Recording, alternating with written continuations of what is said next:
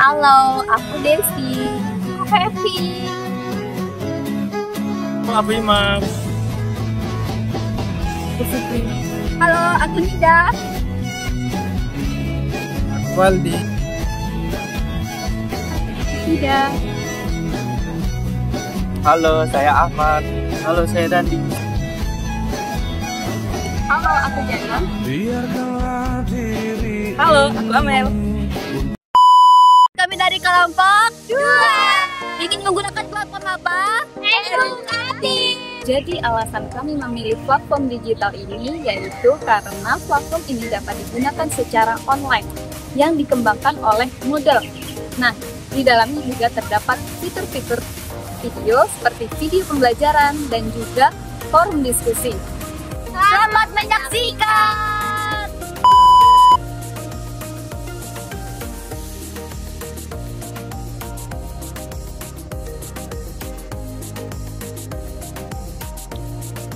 Oke, sebelumnya untuk memulai pertemuan kita pada hari ini, alangkah baiknya kita berdoa terlebih dahulu. Namun sebelum itu, Ibu minta tolong kepada Waldi untuk memimpin doa terlebih dahulu. Baik Ibu, kepada teman-teman, marilah kita berdoa terlebih dahulu menurut agama dan kepercayaannya masing-masing. Berdoa dimulai.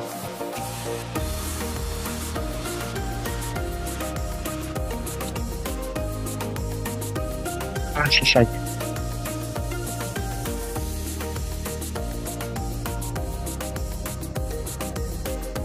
Baik, terima kasih kepada Waldi. Selanjutnya, Ibu mau menanyakan nih, bagaimana kabar kalian semua? Apakah baik?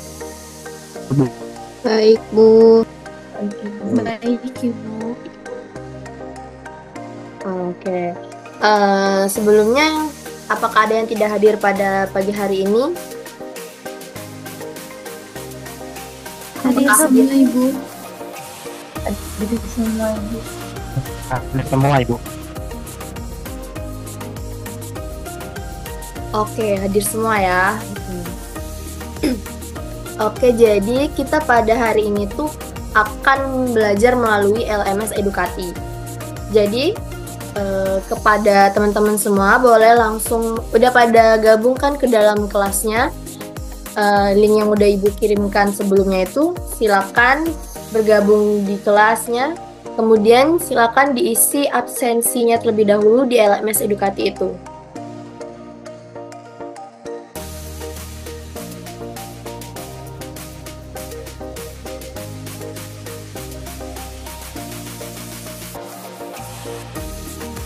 Nah, namun sebelum kita memulai pembelajaran pada hari ini, Ibu mau menjelaskan terlebih dahulu tujuan pembelajaran kita pada hari ini. Jadi tujuan pembelajaran kita itu yang pertama, memahami konsep dasar inflasi berserta dengan macam-macamnya. Yang kedua ada mengidentifikasi dan menganalisis faktor penyebab inflasi. Yang ketiga itu memahami inflasi berdasarkan golongan tingkatannya. Dan yang keempat itu mengevaluasi dampak inflasi terhadap perekonomian. Serta yang terakhir menganalisis upaya atau kebijakan pemerintah untuk mengatasi inflasi. Kita simak video YouTube berikut ini terlebih dahulu ya untuk memperdalam materi yang akan kita bahas pada hari ini, yaitu terkait inflasi.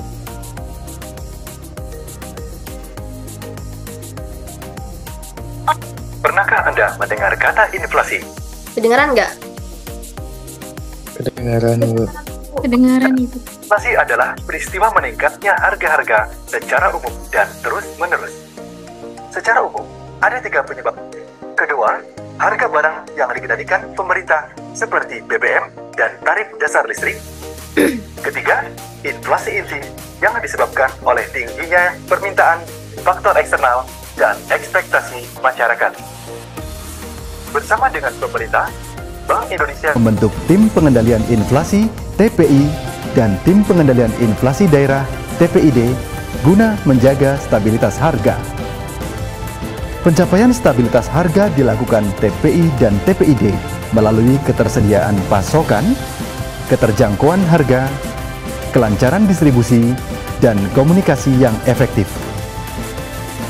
Lalu, tahukah Anda bahwa kita dapat membantu menciptakan stabilitas harga melalui penerapan pola konsumsi yang bijak, berbelanja sesuai kebutuhan, dan mencintai produk dalam negeri? Mari bersama kita jaga stabilitas harga. Jadi, untuk lebih memperdalam pemahaman kalian sebelum lebih jauh, Ibu ingin kalian berdiskusi melalui forum diskusi yang udah Ibu tautkan di LMS Edukatif. Silakan kalian berdiskusi di forum itu. Nanti ini akan Ibu cek ya. Bentar.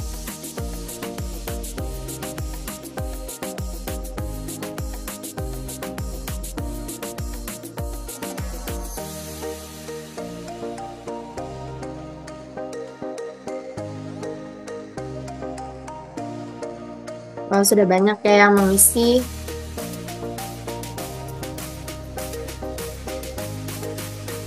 Ya, bener banget ya. Ya, menurunkan daya beli, dampak inflasi. Oke. Bener semua yang udah dijelaskan, udah yang kalian lanjutin. Selanjutnya kita akan memasuki materi. Nah, jadi benar yang terkait dengan video YouTube itu menjelaskan bahwa inflasi ialah kenaikan harga yang dilakukan secara terus-menerus. Nah, jadi di sini untuk kita lebih sebelum mendalami lagi materi kita pada hari ini, Ibu mau kepada kalian, salah satu dari kalian, apa sih menurut pendapat kalian sendiri, inflasi itu apa ke dalam pengertian secara umumnya gitu? Ada yang mau menjawab?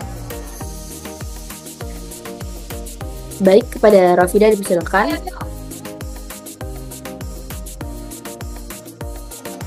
Baik, izin Ibu, menurut Rafida, inflasi itu adalah peristiwa menaiknya harga secara terus-menerus, Bu.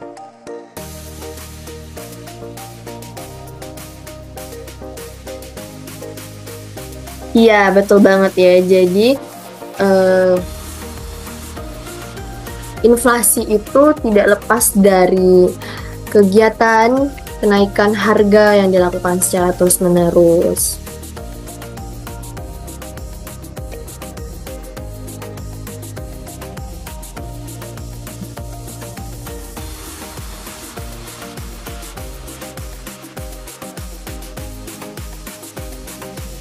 Betul banget.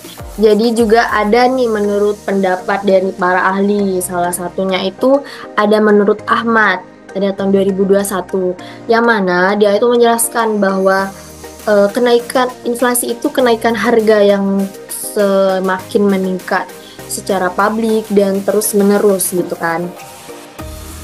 Nah, tetapi ada pada suatu kondisi ketika harganya itu meningkat secara musiman, seperti pada saat Lebaran itu kan pasti harga-harga dapur itu pada meningkat secara musiman gitu. Tetapi hal ini tidak bisa disebut sebagai inflasi karena dia musiman. Sedangkan inflasi itu sendiri dia itu merupakan proses yang mengakibatkan kenaikan harga yang berlaku dalam suatu perekonomian. Mereka lebih cenderung ke peningkatan harga secara keseluruhan dari barang-barang dan jasa pada periode tertentu. Nah, inflasi ini terjadi tentu adanya faktor penyebab. Nggak mungkin dong kalau tanpa ada penyebabnya inflasi bisa terjadi begitu saja.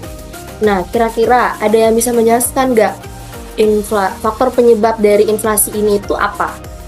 Ada yang bisa menjawab?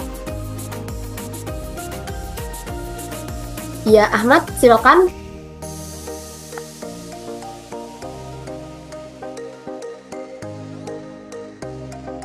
Silakan dijawab Ahmad, faktor penyebabnya. Baik Ibu, terima kasih. Penyebab terjadinya inflasi ada beberapa faktor yang mempengaruhi terjadinya inflasi. Secara umum, penyebab inflasi adalah karena terjadinya kenaikan permintaan dan biaya produksi. Secara rincinya, ada beberapa penyebab inflasi. Yang pertama yaitu meningkatnya permintaan.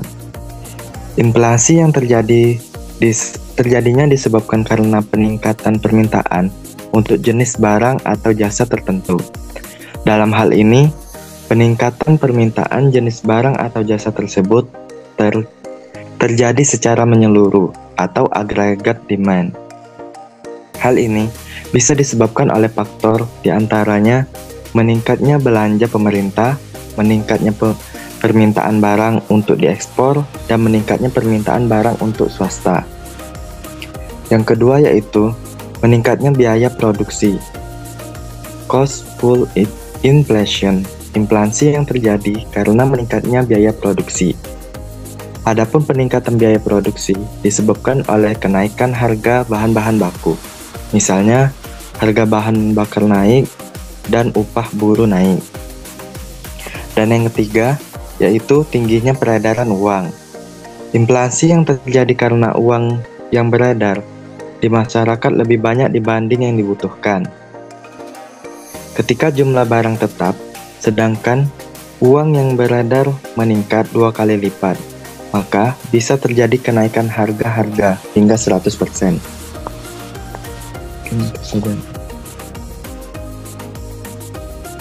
Oke, baik, betul banget ya yang dijawab oleh Ahmad, bahwa penyebab inflasi itu terjadi tentu adanya beberapa faktor penyebab.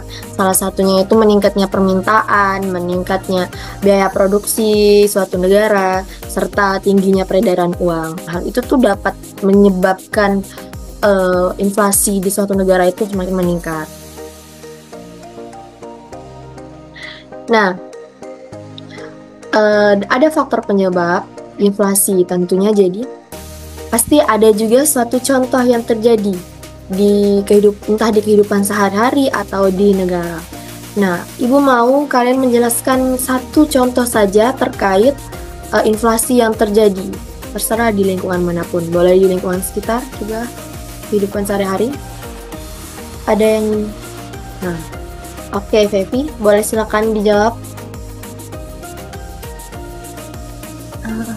Baik, izin ya Ibu, Pepi ingin memberikan contoh di mana kondisi inflasi di Indonesia adalah kenaikan harga BBM yang mengakibatkan biaya produksi naik dan berdampak pada kenaikan barang dan jasa yang dihasilkan. Mungkin itu saja, Bu.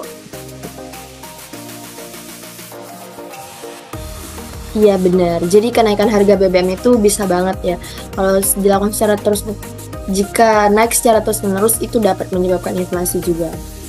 Nah, oke, jadi selanjutnya itu Ibu akan menjelaskan sedikit materi kita terlebih dahulu ya pada hari ini, itu terkait penggolongan dan macam-macam inflasi itu sendiri. Menurut asalnya, berdasarkan asalnya itu terbagi menjadi dua.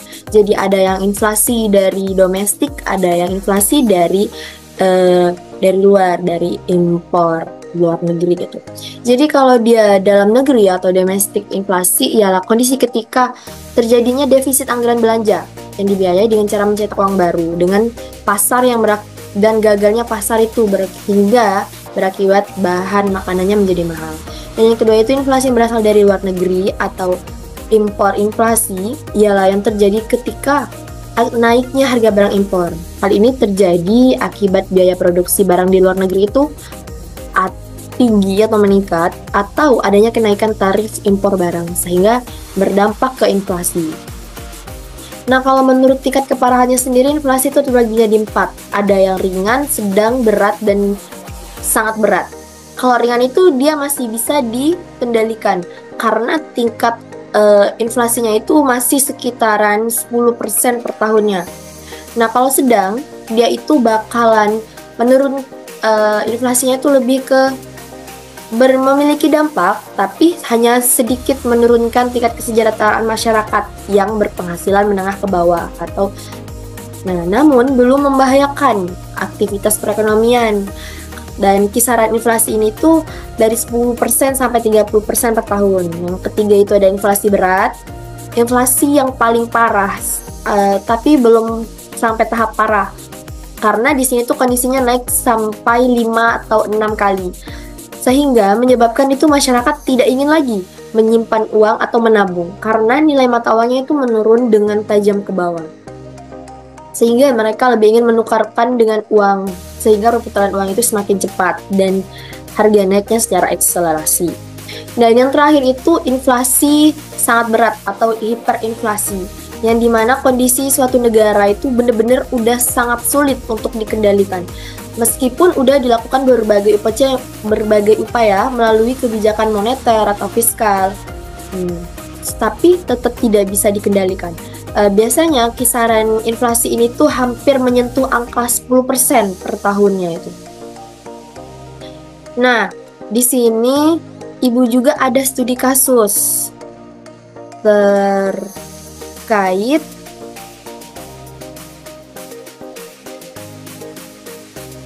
masalah inflasi ini.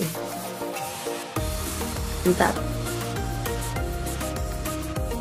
Ibu akan share screen untuk studi kasusnya terkait begini. Sudah tampak kan? Jadi Ibu ada studi kasus yaitu ini tuh kondisi perekonomian negara Zimbabwe pada tahun 2007 sampai dengan 2008. Ada yang pernah mendengar nggak kejadian fenomena ini pada tahun 2007 sampai 2008? Pernah, Ibu. Ya, karena ini itu kondisi ketika mereka membawa uang untuk ke pasar. Nah, jadi negara Zimbabwe itu sendiri pernah mengalami suatu krisis inflasi terparah dalam sejarah modern itu pada tahun 2007 sampai 2008 itu. Kondisi ini tuh ditandai dengan kenaikan harga yang sangat cepat, yang dimana itu harga barang-barang dasar melonjak secara eksponensial, meningkat secara terus-menerus setiap harinya itu. Sehingga puncaknya itu laju inflasi di Zimbabwe itu mencapai 89,7% per bulannya. Sehingga hal itu tuh membuat masyarakat itu waktu berbelanja ke pasar itu bukan lagi membawa dompet biasa, tapi udah membawa kantong-kantong uang hanya untuk membeli kebutuhan sehari-hari, karena memang separah itu kenaikan harga produk-produk di pasar mereka itu. Nah, di sini Ibu minta kepada teman-teman untuk mengidentifikasi permasalahan yang terjadi dan berikan pendapat Anda terkait permasalahan tersebut berdasarkan tingkat keparahannya ini, termasuk dalam kategori apa. Seperti sudah Ibu jelaskan tadi ada 4 kategori. Nah, itu tuh masuk kondisi perekonomian Zimbabwe ini masuk ke dalam kategori apa dan berikan jelasannya. Dan tadi di link LMS-nya itu udah Ibu tautkan. Bentar.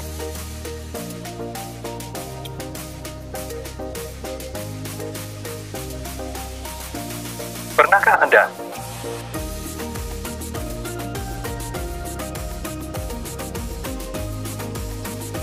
Bentar ya.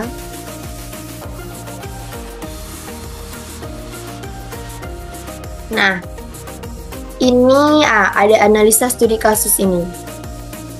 Nah, ini ada review studi kasus. Jadi, Ibu minta kepada kalian untuk mereview studi kasus yang udah Ibu tampilkan tadi. Tugasnya individu ya, jadi masing-masing harus mengerjakan terkait analisis ini. Dikumpulkan di LMS Edukati ini sesuai dengan waktu yang telah Ibu tentukan. Tapi sebelum itu Ibu mau mendengarkan pendapat kalian secara sekilas terkait analisis singkat kalian terkait studi kasus ini. Ibu mau satu orang dong untuk menjelaskan terkait studi kasus negara Zimbabwe ini. Menurut kalian ini tuh masuk ke dalam kategori apa? Oke, baik. Jana, silakan dijawab menurut pendapat kamu bagaimana? Baik, Ibu izin menjawab dari studi kasus yang telah diberikan. Itu kita bisa lihat di sini kondisi perekonomian yang terjadi di negara Zimbabwe itu menunjukkan bahwa mengalami kondisi hiperinflasi karena inflasinya itu mencapai 89,7% per tahun, yang mana hampir menyentuh 100%. Hal ini sesuai dengan tingkat keparahan inflasinya dan termasuk juga dalam kategori hiperinflasi.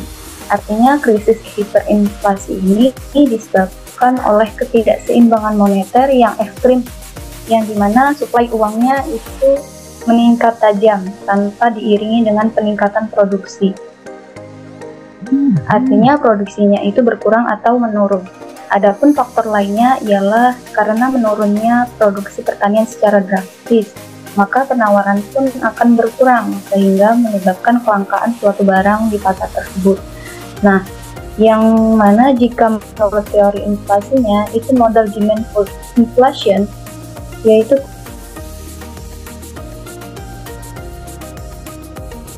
barang dan jasanya itu berkurang, maka harga barangnya itu meningkat. Hal ini dapat terjadi disebabkan oleh kebijakan moneter yang buruk serta ketidakstabilan politik. Bahkan sebagian besar masyarakat Zimbabwe itu mengalami kehilangan kepercayaan terhadap mata uang nasional mereka sendiri, sehingga menggunakan mata uang asing seperti dolar Amerika Serikat. Mungkin itu saja dari saya.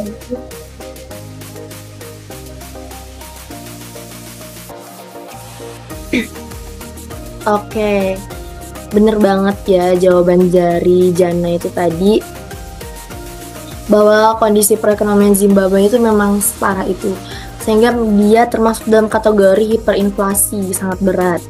Sehingga pada puncaknya itu masyarakat Zimbabwe itu mengalami kehilangan kepercayaan terhadap mata uang mereka sendiri, sehingga mereka menggunakan mata uang asing, yaitu dolar Amerika Serikat. Ya, betul. Oke, jadi kita lanjut ke materi selanjutnya lagi.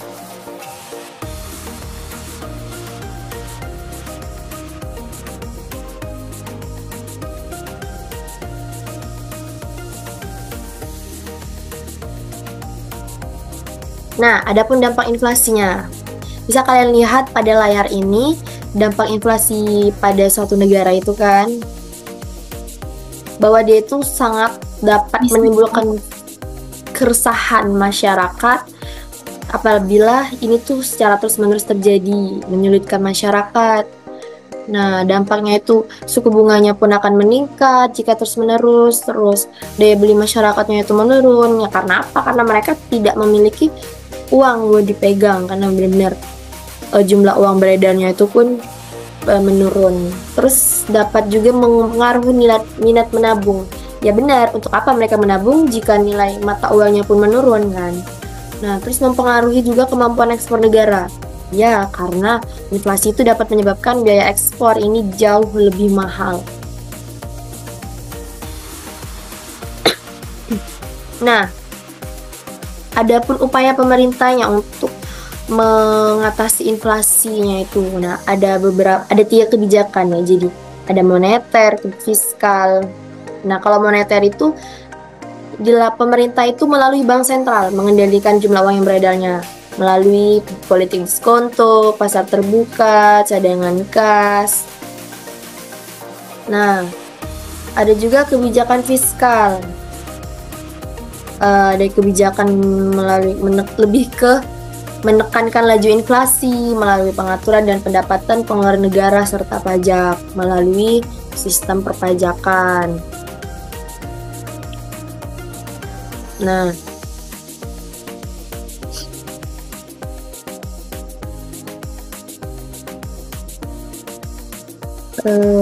melalui sistem perpajakan, kira-kira kalian udah pada tahu nggak? Sistem perpajakan itu maksudnya definisinya tuh yang kayak bagaimana?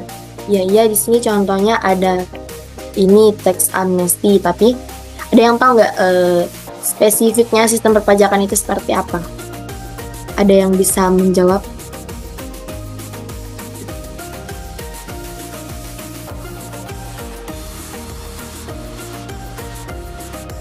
Oke, Amel silakan.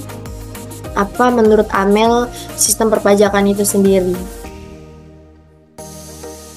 Baik, izin menjawab, Bu. Jadi kebijakan fiskal adalah kebijakan pemerintah dalam menekan laju inflasi melalui pengaturan pendapatan dan pengeluaran negara serta pajak. Berikut contoh cara pemerintah mengatasi inflasi melalui kebijakan fiskal.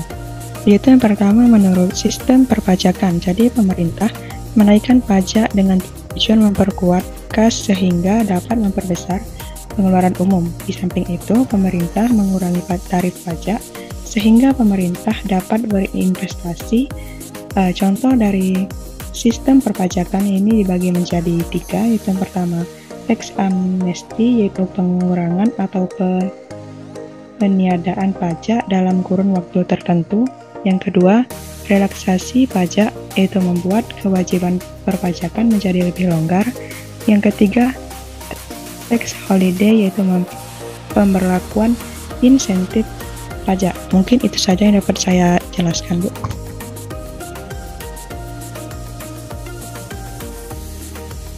Baik, Amel, terima kasih. Ya, jadi sistem perpajakan itu sendiri itu adalah peraturan dari pemerintah ya untuk menaikkan pajak dengan tujuan memperkuat kas. Ada contohnya ini. Nah, ada juga yang politik anggaran itu ya anggaran yang dikeluarkan seperti kayak pendana startup, beasiswa, untuk peminjaman pemerintah juga ya seperti itu, peminjaman yang dilakukan oleh pemerintah. Ada Indonesia mendapatkan kredit dari ASEAN Development dan meminjam dana dari European Investasi Bank. Adapun kebijakan non-moneter non-fiskalnya itu kebijakan pemerintah dan lebih menekankan laju inflasi tanpa mempengaruhi jumlah peredaran uang di masyarakat maupun pendapatan dan pengeluaran negara. Oke, mungkin itu saja materi yang Ibu sampaikan pada hari ini. Ada pertanyaan terkait materi yang telah saya sampaikan? Tidak ada.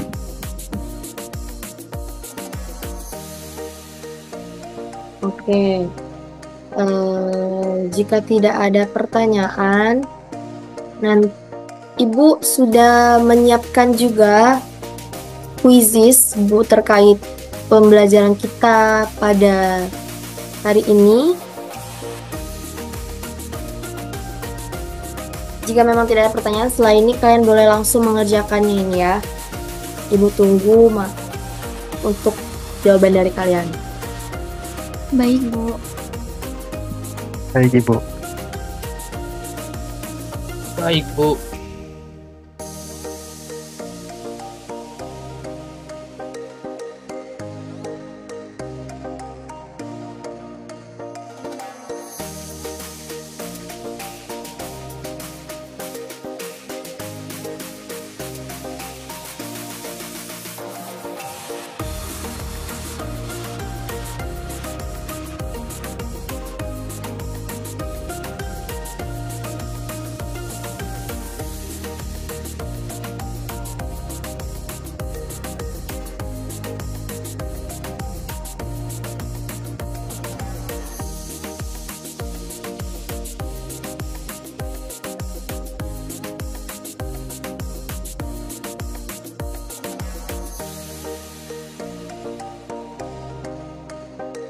Kita buka ya, kita akan mereview hasil dari kuis yang telah kalian kerjakan.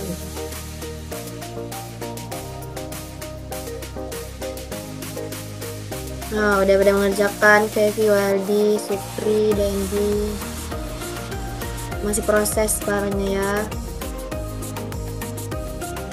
Nah, ini 82, berarti salahnya 2. Pevi yang 73 salahnya 3. Wah, ini yang salah 1. Supri. Wah, ini Dandi.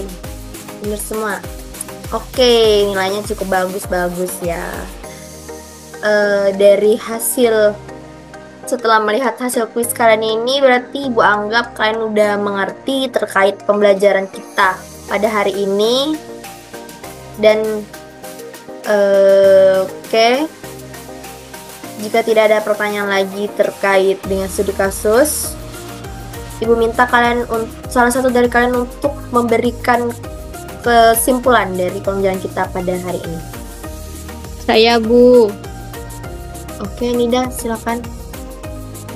Jadi kesimpulan pada pembelajaran hari ini yaitu inflasi adalah kenaikan harga-harga secara terus-menerus dalam waktu tertentu. Kenaikan harga-harga yang berlaku dari satu waktu ke waktu lainnya tidak berlaku secara seragam. Kenaikan tersebut biasanya berlaku ke atas kebanyakan barang. Tetapi tingkat kenaikannya berbeda dan inflasi timbul oleh dua aspek, yaitu tarikan permintaan serta dorong upah. Inflasi juga digolongkan menjadi 3 jenis kategori yang masing-masing memiliki karakteristik yang berbeda-beda, seperti tingkat keparahannya, sifatnya, dan asalnya. Inflasi berdampak negatif pada berbagai segi perekonomian, salah satunya daya beli masyarakat, suku bunga, minat menabung, dan kemampuan ekspor negara. Cara mengatasi inflasi dapat minimalisir melalui kebijakan fiskal, kebijakan moneter, dan kebijakan segi penawaran. Mungkin itu saja, Bu. Terima kasih.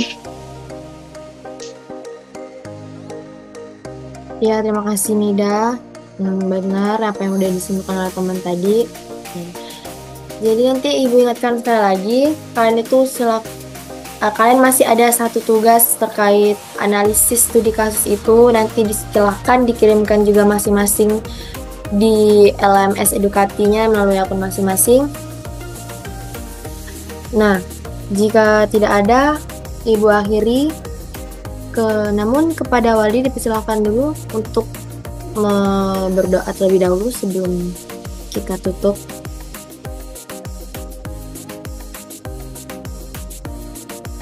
Baik Ibu, pada teman-teman, untuk mengakhiri pembelajaran kita pada hari ini, marilah kita berdoa menurut agama dan kepercayaannya masing-masing. Berdoa dimulai.